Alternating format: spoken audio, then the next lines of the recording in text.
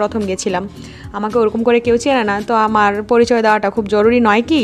তো এখানে আমি অনেককেই চিনি, অন্যান্য প্রোগ্রামে তাদের সাথে আমার মিট হয়েছে।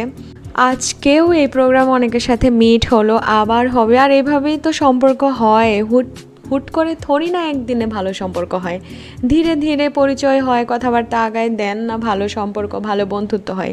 যদিও একদিনের পরিচয়ে কাউকে ট্রাস্ট করা উচিত না, এটা আমরা অনেকবারই করে থাকি। আর আমি তো সব থেকে গাধা মার্কা মেয়ে, মানে সবার আগে প্রথম দিনেই মনে হয় OMG, এরা আমাকে জন্য কত ভালো চিন্তা ভাবনা করে, কিন্তু পরে এরাই আমাকে বাস দিয়ে গেছে। যাই হোক, সে আলাদা ইস্যু। আমার জীবনে বাস দেওয়ার লোকের অভাব ছিল না, এখনও নেই, ভবিষ্যতেও থাকবে। বুড়ি হয়ে যাচ্ছি কিন্তু বাস দেওয়ার লোকের অভাব নেই।